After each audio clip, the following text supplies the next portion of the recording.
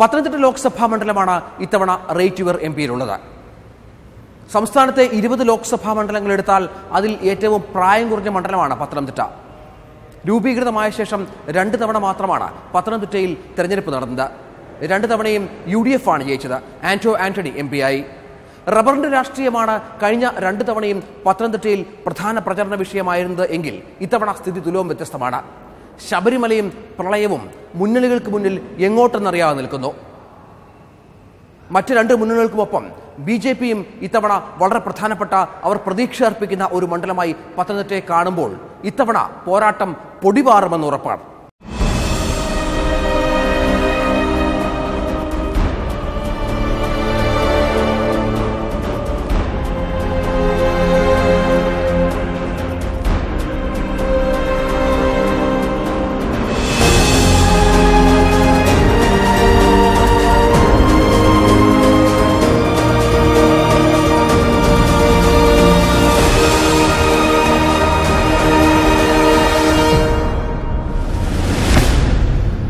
ആകെ വിസ്തൃതിയുടെ പകുതിയിലേറെയും വനപ്രദേശമായ പത്തനംതിട്ട പമ്പാനദി, അച്ചൻകോവിലാർ, മണിമലയാർ എന്നിങ്ങനെ ജലസമൃദ്ധമായ പ്രദേശത്തെ ജനങ്ങളിൽ 4/3 പ്രധാനമായി ആശ്രയിക്കുന്നത് കൃഷിയെ.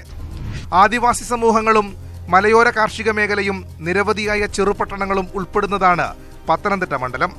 കൃഷിയും പ്രവാസികളുമാണ് സാമ്പത്തിക അടിത്തറ. പടയണിയടക്കമുള്ള സാംസ്കാരിക പൈതൃകവും പറയാനുണ്ട് പത്തനംതിട്ടയ്ക്ക്. പൊതുവെ റബ്ബർ അടക്കമുള്ള നാണ്യവിളകളുടെ വിലയാണ് പത്തനംതിട്ടയുടെ രാഷ്ട്രീയത്തിൽ പ്രധാന ചർച്ചയായിരുന്നതെങ്കിൽ കഴിഞ്ഞ ലോക്സഭാ തെരഞ്ഞെടുപ്പിൽ ആറന്മുള വിമാനത്താവളവും പാർട്ടികൾ ആയുധമാക്കി.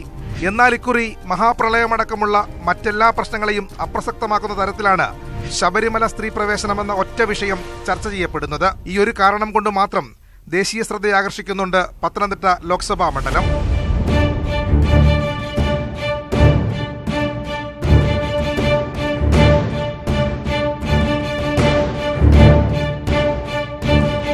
ജില്ല രൂപീകൃതമായിട്ട് 35 വർഷത്തിലേറെയായെങ്കിലും പത്തനംതിട്ട ലോക്സഭാ മണ്ഡലത്തിന് ഒരു പതിറ്റാണ്ടിന്റെ ചരിത്രമേ പറയാനുള്ളൂ. മുമ്പ് ഇടുക്കി, മാവേലിക്കര മണ്ഡലങ്ങളുടെ ഭാഗമായിരുന്നു പത്തനംതിട്ട ജില്ലയിലെ ഒട്ടുമിക്ക പ്രദേശങ്ങളും. 2008 നടന്ന മണ്ഡല പുനർനിർണയത്തിലാണ് പത്തനംതിട്ട ലോക്സഭാ മണ്ഡലം രൂപീകരിക്കപ്പെടുന്നത്. ഇതുവരെ നടന്നത് 2 തെരഞ്ഞെടുപ്പുകൾ. 2009 2014 രണ്ടിലും ജയിച്ചത് UDF. 2009 കന്നി തെരഞ്ഞെടുപ്പിൽ ആന്റണിക്ക് എതിരാളിയായത് CPMന്റെ K അനന്തഗോപൻ. 1 ലക്ഷത്തിൽ പരം വോട്ടുകളുടെ ഭൂരിപക്ഷത്തിലാണ് ആന്റണി പാർലമെന്റിലേക്ക് തെരഞ്ഞെടുക്കപ്പെട്ടത്. BJP സ്ഥാനാർത്ഥിയായ K രാധാകൃഷ്ണ മേനോന് 57,000 വോട്ട് കിട്ടി. 2014 കോൺഗ്രസിൽ നിന്നും പിണങ്ങിപ്പോയ മുൻ DCC പ്രസിഡന്റ് പീലിപ്പോസ് തോമസിനെയാണ് CPM ആന്റണിക്കെതിരെ രംഗത്തിറക്കിയത്. ഭൂരിപക്ഷത്തിൽ കുറവ് വരുത്താനായെങ്കിലും 2ാം ജയത്തിൽ നിന്ന് ആന്റണിയെ തടയാനായില്ല CPMന്. BJP സ്ഥാനാർത്ഥിയായി എത്തിയത് MD രമേശ്. കഴിഞ്ഞ തവണത്തേതിന്റെ ഇരട്ടിയിലധികം വോട്ട് നേടാനായി MD രമേശിന്. വോട്ട് വിഹിതം 16%. പത്തനംതിട്ട ജില്ലയിലെ തിരുവല്ല, ആറന്മുള, കോന്നി, റാന്നി, അടൂർ, കോട്ടയം ജില്ലയിലെ പൂഞ്ഞാർ, കാഞ്ഞിരപ്പള്ളി എന്നീ നിയമസഭാ മണ്ഡലങ്ങൾ ചേർന്നതാണ് പത്തനംതിട്ട ലോക്സഭാ മണ്ഡലം. കഴിഞ്ഞ ലോക്സഭാ തെരഞ്ഞെടുപ്പിൽ 7 മണ്ഡലങ്ങളിലും ആന്റണിക്കായിരുന്നു വ്യക്തമായ മേൽക്കൈ. എന്നാൽ 2016 നിയമസഭാ തെരഞ്ഞെടുപ്പിൽ LDFന് മുന്നേറ്റമായിരുന്നു. 7ൽ 4 ഇടത് സ്ഥാനാർത്ഥികൾ ജയിച്ചു. കോന്നിയിൽ അടൂർ പ്രകാശും കാഞ്ഞിരപ്പള്ളിയിൽ കേരള കോൺഗ്രസ് മാണിയിലെ N ജയരാജും മാത്രമാണ് UDFന് തുണയായത്. പൂഞ്ഞാറിലാകട്ടെ ഇരു മുന്നണികളെയും വെല്ലുവിളിച്ച PC ജോർജ് തെരഞ്ഞെടുക്കപ്പെട്ടു. പത്തനംതിട്ട, കോട്ടയം ജില്ലകളിലായി കിടക്കുന്ന നിയമസഭാ മണ്ഡലങ്ങൾ കോൺഗ്രസിന് സ്വാധീനമേറെയുള്ള മണ്ഡലമെന്ന് പറയുമ്പോഴും കേരള കോൺഗ്രസ് വോട്ടും വളരെ നിർണായകമാണ് പത്തനംതിട്ട ലോക്സഭാ മണ്ഡലത്തിൽ. പക്ഷേ കഴിഞ്ഞ നിയമസഭാ തെരഞ്ഞെടുപ്പിന്റെ കണക്കെടുത്ത് നോക്കിയാൽ LDFനാണ് മുൻതൂക്കം. ജാതി സമവാക്യങ്ങളും ഏറെ നിർണായകമാണ് ഈ ലോക്സഭാ മണ്ഡലത്തിൽ. കോൺഗ്രസിന് ഏതാണ്ട് ഉറപ്പിക്കാവുന്ന മണ്ഡലം എന്ന് പറയുമ്പോഴും കഴിഞ്ഞ ഈ അടുത്തിടെ നടന്ന 2 പ്രധാന സംഭവവികാസങ്ങൾ, ശബരിമലയും പ്രളയവും, വരും തെരഞ്ഞെടുപ്പുകളിലെല്ലാം ഈ മണ്ഡലത്തിലെ വോട്ടർമാരെ സ്വാധീനിക്കുമെന്ന കാര്യം ഉറപ്പ്. പത്തനംതിട്ട ജില്ലയെ സംബന്ധിച്ചിടത്തോളം പത്തനംതിട്ടയുടെ വളർച്ചയുടെ പാതയിൽ ഏറ്റവും വലിയ സംഭാവനകൾ നൽകിയിട്ടുള്ള ഒരു സമൂഹമാണ് പ്രവാസി സമൂഹം. ആ പ്രവാസി സമൂഹത്തിന്റെ വോട്ടവകാശത്തിന് വേണ്ടി പാർലമെന്റിൽ ഏറ്റവും ശക്തമായൊരു നിലപാടെടുക്കാൻ കഴിഞ്ഞു എന്നുള്ളത് ഞാൻ ഓർക്കുകയാണ്. ഞാൻ പാർലമെന്റിൽ ഉന്നയിച്ച ഒരു സബ്മിഷന്റെ മറുപടിയായിട്ടാണ് അന്നത്തെ പ്രധാനമന്ത്രി ഡോക്ടർ മൻമോഹൻ സിംഗ് ഈ വോട്ടവകാശം പ്രവാസികൾക്ക് നൽകുമെന്നുള്ള പ്രഖ്യാപനം പാർലമെൻറ്റിൽ നടത്തിയത്. അതുപോലെ തന്നെ നമ്മുടെ രാജ്യത്തെ 18 ലക്ഷത്തോളം വരുന്ന നേഴ്സുമാർ, സ്വകാര്യ മേഖലയിൽ ജോലി ചെയ്യുന്ന ഈ നേഴ്സുമാർ, അവരുടെ ജീവിതം നരകതുല്യമായിരുന്നൊരു സാഹചര്യം. അവർക്ക് തുച്ഛമായ ശമ്പളം, 2000-3000 ഉറുപ്പിക ശമ്പളം, അവരെഴുതി കൊടുക്കുന്ന ബോർഡിൽ അവർ പഠിച്ചു വന്ന എല്ലാ സർട്ടിഫിക്കറ്റുകളും വാങ്ങിവെച്ച് അവരെ അടിമയെപ്പോലെ വർഷങ്ങളായി ശമ്പളം കൊടുക്കാതെ പണിയെടുപ്പിക്കുന്ന സാഹചര്യം. അതിൽ നിന്നാണ് ഇന്ത്യൻ പാർലമെന്റിൽ നിന്ന് ഇന്ത്യൻ നേഴ്സിംഗ് കൗൺസിലിലെ പ്രതിനിധിയായി കടന്നു വന്നപ്പോൾ അവർക്ക് ബോണ്ട് സമ്പ്രദായം അവസാനിപ്പിച്ചു, സർട്ടിഫിക്കറ്റുകൾ തടഞ്ഞു വെക്കുന്ന നിയമവിരുദ്ധമാക്കി, അവർക്ക് മിനിമം വേതനം, മിനിമം ജോലി സമയം, ആരോഗ്യ സുരക്ഷ, സാമൂഹ്യ സുരക്ഷ ഇതെല്ലാം ഉറപ്പുവരുത്തുന്ന തീരുമാനങ്ങൾ, അതോടൊപ്പം ലോകത്തെ ഏറ്റവും കൂടുതൽ നേഴ്സുമാരെ പ്രൊവൈഡ് ചെയ്യുന്ന ഇന്ത്യക്ക് ഗ്ലോബൽ നേഴ്സിംഗ് കൗൺസിലിൽ അംഗത്വം നേടിയെടുക്കാനുള്ള ശ്രമങ്ങൾ കൂടി പൂർത്തീകരിച്ചു എന്നുള്ളത് ഞാൻ ഓർക്കുകയാണ്.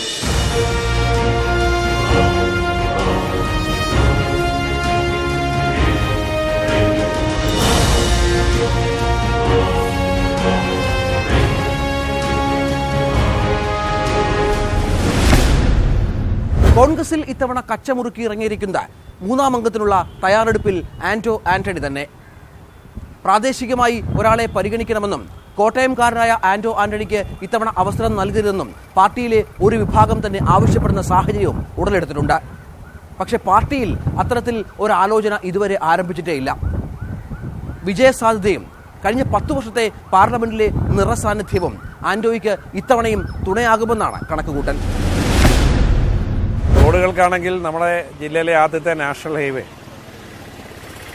183A കടമ്പനാട്ട് നിന്ന് ആരംഭിച്ച് കടമ്പനാട്, അടൂര്, പത്തനംതിട്ട, വടശ്ശേരിക്കര, ലാഹ, കണമല, എരുമേലി വഴി മുണ്ടക്കയത്തെത്തുന്ന 116 കിലോമീറ്റർ വരുന്ന നാഷണൽ ഹൈവേ അത് യാഥാർത്ഥ്യമായി.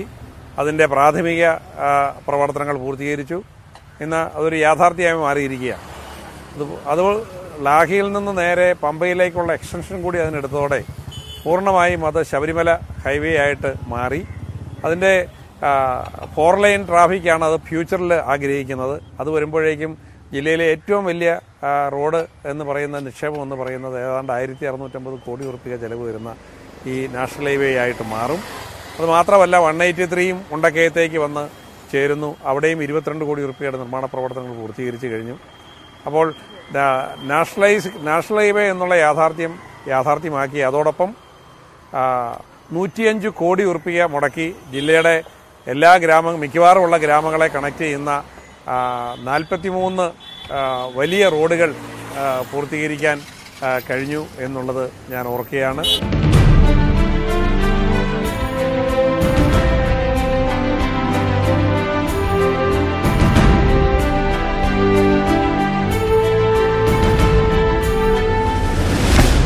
ഇപ്പോൾ ഹൈവേയുടെ കാര്യം പറയുന്നു. ഇത്ര 10 വർഷത്തിനിടയിൽ ഇപ്പം തെരഞ്ഞെടുപ്പ് എടുത്തപ്പോഴാണ്. ഇപ്പോൾ കേന്ദ്ര ബഡ്ജറ്റിനെ പോലെയാണ്.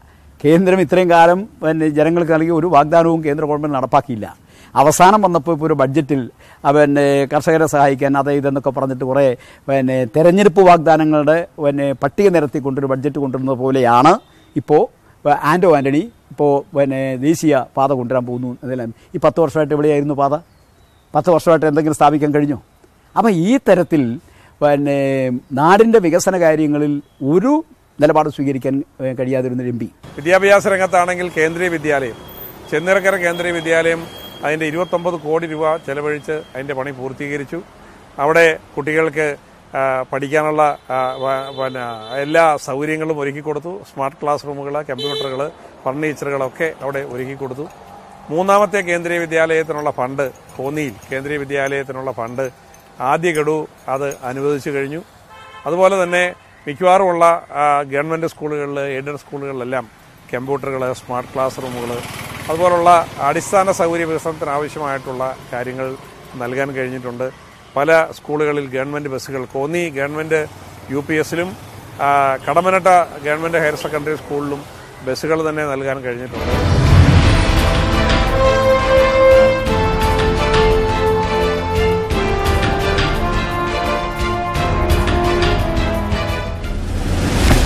തെരഞ്ഞെടുപ്പിൻ്റെ ഘട്ടത്തിൽ ഞാൻ ഇന്നതെല്ലാം ചെയ്തു എന്ന് വീമ്പടിക്കാൻ എല്ലാവരെ കൊണ്ടും കഴിയും. പക്ഷേ എന്താണ് ചെയ്തതെന്ന് ജനങ്ങളുടെ മുമ്പാകെ അക്കമിട്ട് പറയാനുള്ള ആർജവം ഉണ്ടാകുക, അതാണ് ഏറ്റവും പ്രധാനപ്പെട്ട പ്രശ്നം. അത് ജനങ്ങളെ കാണിച്ചു കൊടുക്കണം. അല്ലാതെ പറഞ്ഞാൽ പോരാ, ഞാനിതെല്ലാം നടപ്പാക്കും എന്ന് പറഞ്ഞാൽ പോരാ. അത് ജനങ്ങളെ കാണും, ഇന്നത് ഞാൻ ചെയ്തു, ഇനിയും ഇന്നത് ചെയ്യാം, ഓക്കെ, അത് നല്ല കാര്യമാണ്. ഇന്നത് ചെയ്തു എന്ന് ജനങ്ങളെ ബോധ്യപ്പെടത്തക്ക രീതിയിലുള്ള കാര്യങ്ങൾ ഇന്നത് ഞങ്ങൾ ചെയ്തു എന്ന് പറഞ്ഞിട്ട് അത് ചൂണ്ടിക്കാണിക്കുക. തുടർന്ന് ഇന്ന കാര്യങ്ങൾ, അതിൻ്റെ തുടർച്ച എന്നുള്ളത്. എന്തെങ്കിലും ചെയ്തവരല്ലേ തുടർന്ന് എന്തെങ്കിലും ചെയ്യുമെന്ന് പറഞ്ഞാൽ ജനങ്ങൾ വിശ്വസിക്കൂ. ഒന്നും ചെയ്യാത്തവർ തുടർന്ന് ഇന്നതൊക്കെ ചെയ്യും എന്ന് പറഞ്ഞാൽ ജനങ്ങൾ വിശ്വസിക്കില്ല. ഏറ്റവും കൂടുതൽ പ്രവാസികളുള്ള ജില്ലയാണ് പത്തനംതിട്ട ജില്ല. പാസ്പോർട്ട് സേവാ കേന്ദ്രം എന്നുള്ളത് അവരുടെ സ്വപ്നമായിരുന്നു. ആ സ്വപ്നം യാഥാർത്ഥ്യമാക്കി ഇന്നിപ്പോൾ അത് കൂടുതൽ വിപുലമായി പൂർണ്ണ അർത്ഥത്തിലുള്ളൊരു പാസ്പോർട്ട് ഓഫീസായി. ഇന്ന് കാലത്ത് പാസ്പോർട്ടിന് അപേക്ഷിച്ചാൽ നാളെ കാലത്ത് പൂർണ്ണ അർത്ഥത്തിലുള്ള പാസ്പോർട്ട് അവർക്ക് ലഭ്യമാകുന്ന തരത്തിലുള്ള പൂർണ്ണമായിട്ടുള്ള പാസ്പോർട്ട് ഓഫീസായി അത് മാറാൻ പോകുന്നു. അതുപോലെ കാർഷിക മേഖലയിൽ കൃഷിക്കാർക്ക് വേണ്ടിയാണ് ഏറ്റവും കൂടുതൽ പാർലമെന്റിൽ ശബ്ദിച്ചിട്ടുള്ളത്. പ്രത്യേകിച്ചും റബ്ബറാണ് പത്തനംതിട്ട ജില്ലയെ സംബന്ധിച്ചുള്ള ഏറ്റവും വലിയ കർഷകരുടെ വരുമാന സ്രോതസ്. റബ്ബറിന്റെ വില തകർച്ചയ്ക്കെതിരെ അതിനെ കേന്ദ്ര ഗവൺമെന്റ് എടുക്കേണ്ട നടപടികൾക്ക് വേണ്ടി നിരന്തരമായി ശബ്ദിക്കുകയും നിരന്തരമായി സംസാരിക്കുകയും അതിനുവേണ്ടി ഏറ്റവും കൂടുതൽ തവണ അതിലെ പാർലമെന്റിൽ അതിനുവേണ്ടി നിലപാടുകൾ എടുക്കുകയും ചെയ്തു.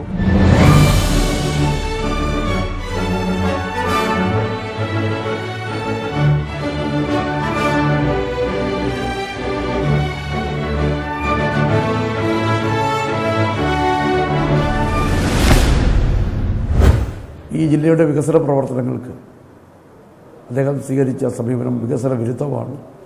ഈ ജില്ലയിലെ റബ്ബർ കൃഷിക്കാർ 250 രൂപ റബ്ബറിന് വിലയുണ്ടായിരുന്നു ആന്റോ ആന്റണി MP ആയപ്പോൾ. ഈ റബ്ബറിന് വില കിട്ടാതെ പോയത് കോൺഗ്രസ് സ്വീകരിച്ച സാമ്പത്തിക നയങ്ങളാണ്. റബ്ബർ ഇവിടെ ഇറക്കുമതി ചെയ്യുന്നതിന് മുതലാളിമാർക്ക് MRF അടക്കമുള്ള റബ്ബർ മുതലാളിമാർക്ക് റബ്ബർ ഇറക്കുമതി നികുതി ഇളവ് ചെയ്തു കൊടുത്ത് ടയർ മുതലാളിമാരെ സഹായിക്കുന്നതിന് വേണ്ടിയുള്ള സമീപനം, അതിനുവേണ്ടിയുള്ള കരാറുകൾ, അതിനുവേണ്ടിയുള്ള സാമ്പത്തിക നയങ്ങൾ നടപ്പിലാക്കിയതിന് പരമായി ഈ ജില്ലയിലെ കേരളത്തിലെയും 12 ലക്ഷത്തോളം വരുന്ന കൃഷിക്കാരെയും 8 ലക്ഷത്തോളം വരുന്ന ടാപ്പിംഗ് തൊഴിലാളികളെയും വടിയാധാരമാക്കിയ സാമ്പത്തിക നയം അനുകൂലമായി പാർലമെന്റിൽ കൈപൊക്കി കൊടുത്ത ആളാണ് ആന്റോ ആന്റണി. അപ്പോൾ അദ്ദേഹം MP ആയതിനു ശേഷമാണല്ലോ പാസ്പോർട്ട് സേവാകേന്ദ്രം ഇവിടെ നിന്ന് പാസ്പോർട്ട് ഓഫീസ് കൊല്ലത്തേക്ക് മാറ്റപ്പെടുന്നത്. അദ്ദേഹം MP ആയതിനു ശേഷമാണല്ലോ. അങ്ങനെ എത്ര ആഫീസുകൾ അദ്ദേഹം MP ആയതിനു ശേഷം ഈ പത്തനംതിട്ടയിൽ നിന്നും മാറ്റപ്പെട്ടു പോയിട്ടുണ്ട്. എന്ത് നടപടി സ്വീകരിക്കാൻ അദ്ദേഹത്തെ സംബന്ധിച്ചിടത്തോളം കഴിഞ്ഞിട്ടുണ്ട്? അദ്ദേഹം ഈ നാട്ടിലെ ജനങ്ങളോട് പറയണം, തെരഞ്ഞെടുപ്പിൻ്റെ ഘട്ടത്തിൽ ഇനി വീണ്ടും അദ്ദേഹം തന്നെ മത്സരിക്കാൻ രംഗത്ത് വരികയാണെന്നാണല്ലോ പറയുന്നത്. ഇന്ത്യയിലെ തന്നെ ഏറ്റവും നല്ല ഒരു അന്താരാഷ്ട്ര നിലവാരത്തിലുള്ള ഇൻഡോർ സ്റ്റേഡിയം, അതിനുള്ള ഫണ്ട് കേന്ദ്ര ഗവൺമെന്റിനെ കൊണ്ട് അനുവദിപ്പിക്കാൻ കഴിഞ്ഞു. അതിനുള്ള ആദ്യ ഗഡു മുനിസിപ്പാലിറ്റിയുടെ അക്കൗണ്ടിലേക്ക് കൈമാറി. 15 കോടിയാണ് ആദ്യഘട്ടത്തിലെ നിർമ്മാണ ചെലവ്. അന്താരാഷ്ട്ര നിലവാരത്തിലേക്ക് ഉയർത്താൻ വീണ്ടും അതിന് പണം ചെലവഴിക്കേണ്ടി വരും. അത് പൂർത്തീകരിക്കുമ്പോൾ ഇന്ത്യയിലെ ഏറ്റവും സൗകര്യമുള്ള അന്താരാഷ്ട്ര മത്സരങ്ങൾ നടത്താൻ കഴിയുന്ന, ഒരേ സമയം 6 മത്സരങ്ങൾ നടത്താൻ കഴിയുന്ന വലിയൊരു ഇൻഡോർ സ്റ്റേഡിയം, അതോടൊപ്പം തന്നെ ഇൻഡോർ ഹാളുകൾ, കോൺഫറൻസ് ഹാളുകൾ, പാർട്ടി ഹാളുകൾ, ഇതെല്ലാം ഉൾക്കൊള്ളുന്ന വിപുലമായ ഒരു സ്പോർട്സ് സമുച്ചയമാണ് അവിടെ പൂർത്തീകരിക്കാൻ കഴിഞ്ഞത്.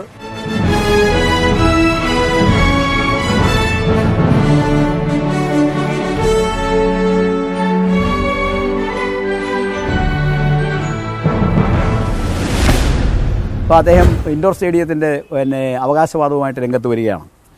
കേരളത്തിലെ ഇടതുപക്ഷ ജനാധിപത്യ മുന്നണി ഗവൺമെൻറ് 50 കോടി രൂപ മുടക്കി ഈ സ്റ്റേഡിയം നിർമ്മാണത്തിനാവശ്യമായ പദ്ധതികൾ തയ്യാറാക്കി അതിൻ്റെ അവസാനഘട്ട പ്രവർത്തനങ്ങൾ നടന്നുകൊണ്ടിരിക്കുമ്പോൾ അതിനെ മുനിസിപ്പാലിറ്റി ഉപയോഗിച്ചുകൊണ്ട് ആ സ്റ്റേഡിയം വേണ്ട എന്ന് പറയുന്ന ആ തരംതാണ രാഷ്ട്രീയം കളിക്കുകയല്ലേ യഥാർത്ഥത്തിൽ ആന്റോ ആന്റണി ചെയ്യുന്നത്. ആന്റോ ആന്റണിയുടെയും അതുപോലെ തന്നെ മുൻ MLAയുടെയും എല്ലാം പ്രേരണ കൊണ്ട് തന്നെയാണ് ഈ പത്തനംതിട്ടയിലെ നഗരസഭ ഇത്തരം രാഷ്ട്രീയ പക്ഷാന്തരത്തിൻ്റെ അടിസ്ഥാനത്തിൽ വികസന വിരുദ്ധമായ ഒരു നിലപാട് സ്വീകരിക്കുന്നത്. അപ്പോൾ ഇത് ഇക്കാര്യത്തിൽ മാത്രമല്ല, ഇതുപോലെ മറ്റ് പല കാര്യങ്ങളിലും ഇത്തരം ഒരു സമീപനം സ്വീകരിക്കുക. ജില്ലയിലെ ഏക റെയിൽവേ സ്റ്റേഷനായ തിരുവല്ലയിൽ 1 കോടി രൂപ MP ഫണ്ടിൽ ചെലവഴിച്ചാണ് ഇപ്പോൾ പ്രായമായ ആളുകൾക്കും നടക്കാൻ ബുദ്ധിമുട്ടുള്ളവർക്കും അങ്ങനെയുള്ള ആളുകൾക്ക് പ്രത്യേകം ഉദ്ദേശിച്ചുകൊണ്ട് പൊതുസമൂഹത്തിന് വേണ്ടി ഒരു എസ്കലേറ്റർ അതിൻ്റെ നിർമ്മാണം പൂർത്തീകരിച്ചു. ഏതാനും ദിവസങ്ങൾക്കുള്ളിൽ അതിൻ്റെയും ഉദ്ഘാടനം ഇവിടെ നടക്കാൻ പോവുകയാണ്. അപ്പോൾ എല്ലാ മേഖലകളെയും ടച്ച് ചെയ്യുന്ന തരത്തിൽ വികസനം കൊണ്ടുവന്നെത്തിക്കാൻ കഴിഞ്ഞു. MP ഫണ്ട് കഴിഞ്ഞ 9 വർഷവും ഏറ്റവും കൂടുതൽ MP ഫണ്ട് പാർലമെൻറ്റ് മണ്ഡലത്തിൽ ചെലവഴിക്കാൻ കഴിഞ്ഞു. ആയിരക്കണക്കിന് കോടി രൂപയുടെ വികസനം ഈ പാർലമെൻറ്റ് മണ്ഡലത്തിൻ്റെ വിവിധ മേഖലകളിലായി എത്തിക്കാൻ കഴിഞ്ഞു എന്നുള്ളത് ഓർക്കുക. ഈ ജില്ലയിലെ ഏറ്റവും പ്രധാനപ്പെട്ടതാണ് ഒരു റെയിൽവേ സ്റ്റേഷനാണ് തിരുവല്ല റെയിൽവേ സ്റ്റേഷൻ. ഈ ജില്ലയ്ക്കുള്ള ഏക റെയിൽവേ സ്റ്റേഷനാണ്. ആ റെയിൽവേ സ്റ്റേഷൻ്റെ ഈ 10 വർഷമായി ആ റെയിൽവേ സ്റ്റേഷൻ്റെ വികസനത്തിന് വേണ്ടി യാതൊരു നടപടിയും അദ്ദേഹത്തിന് സ്വീകരിക്കാൻ കഴിഞ്ഞിട്ടില്ല. അതുപോലെ തന്നെ ശബരിമല റെയിൽവേ ഈ ജില്ലയുടെ വികസനത്തിന് വലിയ സംഭാവന ചെയ്യാൻ കഴിയുന്നതാണ്. ആ ശബരിമല റെയിൽവേക്ക് വേണ്ടി ഒരു നടപടിയും അദ്ദേഹത്തിന് സ്വീകരിക്കാൻ കഴിഞ്ഞിട്ടില്ല.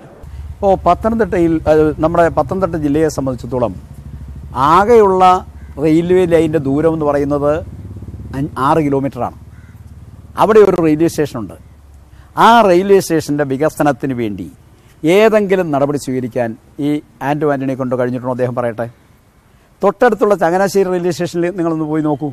എത്ര മനോഹരമായ സ്റ്റേഷൻ. യാത്രക്കാർക്ക് താമസിക്കാനുള്ള സൗകര്യങ്ങളടക്കം ആ റെയിൽവേ സ്റ്റേഷനിൽ ഒരുക്കാൻ അവിടെ കഴിഞ്ഞിട്ടുണ്ട്. എന്തുകൊണ്ട് പത്തനംതിട്ട പാർലമെൻറ്റ് നിയോജകമണ്ഡലത്തിൽ ഉള്ള ഏക railway station Thiruvalla railway station ആ തരത്തിലേക്ക് ഒരു അന്താരാഷ്ട്ര നിലവാരത്തിലേക്ക് ആ റെയിൽവേ സ്റ്റേഷനെ മാറ്റിയെടുക്കാൻ യഥാർത്ഥത്തിൽ കഴിയേണ്ടതാണ്. അത് കഴിയാതിരുന്നത് ഈ MP-യുടെ കഴിവുകേട് തന്നെയാണ് എന്നതിൽ ഒരു സംശയവുമില്ലാത്ത കാര്യമാണ്. കഴിഞ്ഞ ലോക്സഭാ തെരഞ്ഞെടുപ്പിൽ 7 നിയമസഭാ മണ്ഡലങ്ങളിലും വ്യക്തമായ ഭൂരിപക്ഷം നേടാൻ ആന്റോ ആന്റണിക്കായി. പക്ഷേ നിയമസഭാ തെരഞ്ഞെടുപ്പ് വന്നപ്പോഴേക്കും കാര്യങ്ങൾ മാറി മറിഞ്ഞു. മുൻതൂക്കം LDF-നായി. കോട്ടയം ജില്ലയിലുള്ള പത്തനംതിട്ട നിയമസഭാ മണ്ഡലത്തിലെ 2 നിയമസഭാ മണ്ഡലങ്ങളായ കാഞ്ഞിരപ്പള്ളിയിലും പൂഞ്ഞാറിലും PC ജോർജിന് നിർണായക സാന്നിധ്യമുണ്ട്. PC-യുടെ മനസ്സ് ആർക്കൊപ്പമായിരിക്കുമെന്നത് ഇരു മുന്നണികളുടെയും ചങ്കിടിപ്പ് കൂട്ടുന്നുണ്ട്.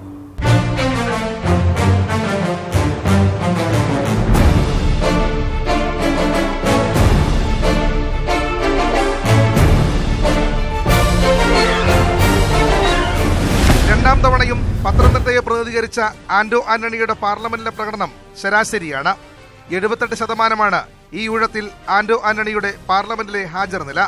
സംസ്ഥാന ശരാശരിയേക്കാൾ 1% അധികം. ചോദിച്ച ചോദ്യങ്ങളുടെ എണ്ണത്തിൽ മുന്നിലാണ് ആന്റോ ആന്റണി. 654 ചോദ്യം. സംസ്ഥാന ശരാശരി 420ഉം ദേശീയ ശരാശരി 290 മാത്രമാണ്. എന്നാൽ പങ്കെടുത്ത ചർച്ചകളുടെ എണ്ണത്തിൽ പിന്നിലാണ് പത്തനംതിട്ട MP. 78 ചർച്ചകളിലാണ് പങ്കെടുത്തത്. സംസ്ഥാന ശരാശരി 141ഉം ദേശീയ ശരാശരി 66ഉമാണ്. ഒരു സ്വകാര്യ ബില്ലാണ് അവതരിപ്പിച്ചിട്ടുള്ളത്. ആന്റോ ആന്റണി 10 വർഷക്കാലമായി പത്തനംതിട്ട പാർലമെൻറ്റ് നിയോജകമണ്ഡലത്തെ പ്രതിനിധാനം ചെയ്യുന്നു. ഈ 10 വർഷക്കാലത്തിനിടയിൽ പത്തനംതിട്ട പാർലമെൻറ്റ് നിയോജകമണ്ഡലത്തിൽ ശ്രദ്ധേയമായ യാതൊരു വികസന പ്രവർത്തനങ്ങളും നടത്താൻ കഴിയാത്ത കെടുകാര്യസ്ഥത പര്യായമായി മാറിയ ഒരു MP-യാണ് ആന്റോ ആന്റണി. MP ഫണ്ടിന്റെ 90%-ലകം തുക ഉപയോഗിച്ചിട്ടുണ്ട് പത്തനംതിട്ട MP. അർഹതപ്പെട്ട 25 കോടിയിൽ 23.45 കോടിയും അനുവദിച്ചു. ഇതിൽ 17.5 കോടി രൂപ പദ്ധതികൾക്കായി റിലീസ് ചെയ്തു. ചെലവാക്കിയത് 16 കോടി 19 ലക്ഷം രൂപ. വികസന നേട്ടങ്ങൾ എടുത്തു പറഞ്ഞാണ് ആന്റോ ആന്റണി 3ാം അംഗത്തിന് ഒരുങ്ങിയിറങ്ങിയിരിക്കുന്നത്. പാർലമെന്റിൽ പത്തനംതിട്ടയുടെ ശബ്ദമാകാനായി. 2 തവണ പ്രതിനിധീകരിച്ചപ്പോഴും നീതി പുലർത്തുന്ന വിധത്തിൽ കാര്യങ്ങൾ ചെയ്യാനായി. പരമാവധി വികസന പ്രവർത്തനങ്ങൾ കേന്ദ്ര സർക്കാർ ഫണ്ട് ഉപയോഗിച്ച് മണ്ഡലത്തിൽ എത്തിക്കാനായി. MP ഫണ്ട് വിനിയോഗത്തിൽ സംസ്ഥാനത്ത് തന്നെ മുന്നിലുള്ള MP-മാരിൽ ഒരാളാകാനും തനിക്ക് കഴിഞ്ഞുവെന്നും ആന്റോ ആന്റണി പറയുന്നു. അങ്ങനെ താൻ ചെയ്ത വികസന പ്രവർത്തനങ്ങൾ, തന്റെ പരമാവധി കാര്യങ്ങൾ ജനങ്ങൾക്ക് മുന്നിൽ എത്തിച്ച് അരയും തലയും മുറുക്കി ഇറങ്ങിയിരിക്കുകയാണ് ആന്റോ ആന്റണി. എന്നെ സംബന്ധിച്ച് പ്രത്യേകിച്ച് എനിക്ക് പറയാനില്ല. അപ്പോൾ കോൺഗ്രസ് പാർട്ടിയാണ് എല്ലാം തീരുമാനമെടുക്കുന്നത്. കോൺഗ്രസ് പാർട്ടി സ്ഥാനാർത്ഥിയാകാൻ പറഞ്ഞു, സ്ഥാനാർത്ഥിയായി. കോൺഗ്രസ് പാർട്ടി മത്സരിക്കാൻ പറഞ്ഞാൽ മാത്രം മത്സരിക്കും. ഞാൻ പാർട്ടിക്ക് വിധേയനായ ഒരു പാർട്ടി പ്രവർത്തകൻ. LDF നല്ല ആത്മവിശ്വാസത്തോടു കൂടി തന്നെയാണ് തെരഞ്ഞെടുപ്പിൻ്റെ പ്രവർത്തനങ്ങളിലേക്ക് ഇറങ്ങിയിട്ടുള്ളത്. ഞങ്ങൾ തെരഞ്ഞെടുപ്പിൻ്റെ പ്രവർത്തനം ഏത് ഘട്ടത്തിൽ തെരഞ്ഞെടുപ്പ് വന്നാലും ആ തെരഞ്ഞെടുപ്പിനെ നേരിടാൻ കഴിയുന്ന തക്ക തരത്തിൽ ഞങ്ങളുടെ സംഘടനാ സംവിധാനങ്ങളെല്ലാം തന്നെ ഞങ്ങൾ സജ്ജമാക്കി കഴിഞ്ഞിട്ടുണ്ട്. ഞങ്ങൾ നല്ല ആത്മവിശ്വാസത്തോടു കൂടി തന്നെ ഈ തെരഞ്ഞെടുപ്പിനെ നേരിടുന്നു. അത് ഇവിടെ കഴിഞ്ഞ പാർലമെൻറ്റ് നിയോജകമണ്ഡലത്തിൽ ഉണ്ടായ ഞങ്ങളുടെ വ്യത്യാസം എന്ന് പറയുന്നത് കേവലം 56,000 വോട്ടിൻ്റെ വ്യത്യാസമാണുള്ളത്. ഇപ്പോൾ അസംബ്ലി തെരഞ്ഞെടുപ്പ് കഴിഞ്ഞപ്പോഴേക്കും ഞങ്ങൾക്ക് 17,000 വോട്ടിൻ്റെ മുന്നിലാണ് ഈ പാർലമെൻറ്റ് നിയോജകമണ്ഡലത്തിൽ. അതുപോലെ നടന്നിട്ടുള്ള തദ്ദേശ സ്വയംഭരണ സ്ഥാപനങ്ങളുടെ തെരഞ്ഞെടുപ്പുകൾ എടുത്ത് പരിശോധിച്ചാൽ ആ തെരഞ്ഞെടുപ്പുകളിലെല്ലാം ഞങ്ങൾക്കാണ് മുൻതൂക്കം ലഭിച്ചിട്ടുള്ളത്. ഇപ്പോൾ പുതുതായി 2 ബ്ലോക്ക് പഞ്ചായത്തുകൾ ഞങ്ങളുടെ ഭരണത്തിലേക്ക് വന്നിട്ടുണ്ട്. കോയിപ്പുറവും അതുപോലെ തന്നെ മല്ലപ്പള്ളിയും 2 ബ്ലോക്ക് പഞ്ചായത്തുകളും ഞങ്ങളുടെ ഭരണത്തിലേക്ക് വന്നിട്ടുണ്ട്. അപ്പോൾ ആ തരത്തിൽ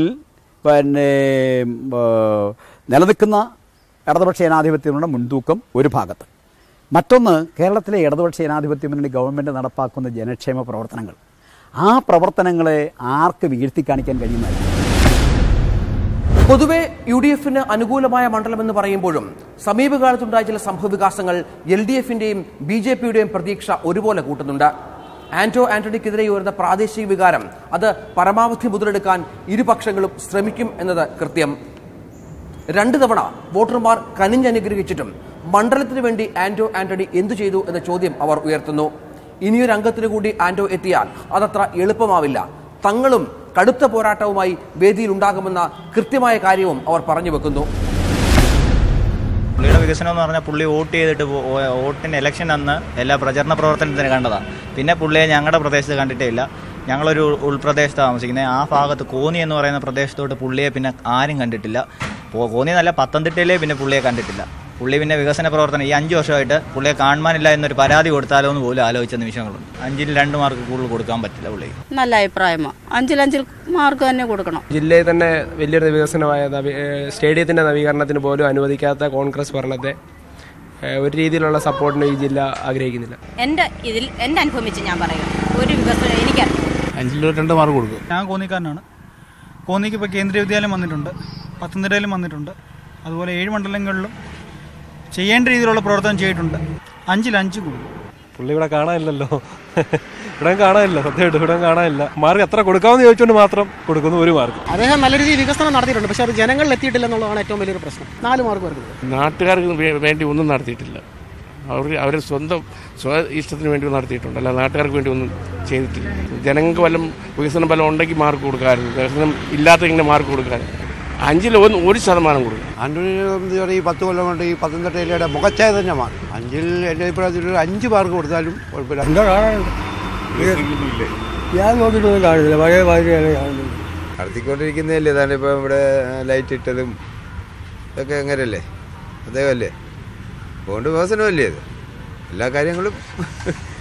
5-ൽ നമുക്കൊരു 4 മാർക്ക് വരെ കൊടുക്കാം. 5-ൽ 1 മാർക്ക് പോലും കൊടുക്കാനില്ല. കാര്യം വികസനങ്ങളൊന്നും തന്നെ പത്തനംതിട്ടയ്ക്ക് വേണ്ടി പുള്ളി ചെയ്തിട്ടില്ല. സ്റ്റേഡിയത്തിന് വേണ്ടി 2 ലക്ഷം രൂപ മുടക്കിയെന്ന് പറയുന്നു. ഇന്നുവരെയും അതിനുള്ള ക്രമീകരണങ്ങൾ ചെയ്തിട്ടില്ല. പത്തനംതിട്ട ആറന്മുള MLA 50 കോടി രൂപ മുടക്കിയപ്പോൾ അത് തടസ്സം ചെയ്യാൻ വേണ്ടി മാത്രമാണ് ഈ ആന്റണിയും അവരുടെ UDF അംഗങ്ങളും നിലപാട് സ്വീകരിച്ചിട്ടുള്ളത്. നല്ല അഭിപ്രായമാണ് എനിക്കുള്ളത്. 5 മാർക്ക് കൊടുക്കും. ആന്റണിയെ അന്ന് ജയിച്ചതിൽ പിന്നെ ഞങ്ങൾ ഇവിടെ കണ്ടിട്ടില്ലല്ലോ, ഈ ഏരിയയിലെ കണ്ടിട്ടില്ലല്ലോ. കഴിഞ്ഞ 5 വർഷം അദ്ദേഹത്തിനെ കൊണ്ട് ചെയ്യാവുന്ന പരമാവധി കാര്യങ്ങൾ ചെയ്തെന്നാണ് വിശ്വാസം. 5-ൽ 4 മാർക്ക് കൊടുക്കുക. നല്ല വികസനമാണ്, നല്ല അഭിപ്രായം എല്ലാം കൊണ്ടും. അദ്ദേഹത്തെ പറ്റി പറഞ്ഞാൽ എവിടെ തിരിഞ്ഞാലും നല്ല പ്രവർത്തനങ്ങളെ പറ്റിയേ പറയാനുള്ളൂ. എനിക്ക് മാർക്കിടാനൊന്നും അറിയത്തില്ല. അത് ജനങ്ങൾ അടുത്ത ഇലക്ഷന് നിൽക്കുമ്പോൾ ജനങ്ങൾ പറയും, അല്ലാതെ ആരെങ്കിലും പറയും. വികസനമെന്ന് പറഞ്ഞൊരു കാര്യം ഈ പത്തനംതിട്ട നടക്കുന്നില്ല എന്നുള്ളത് അറിയാം.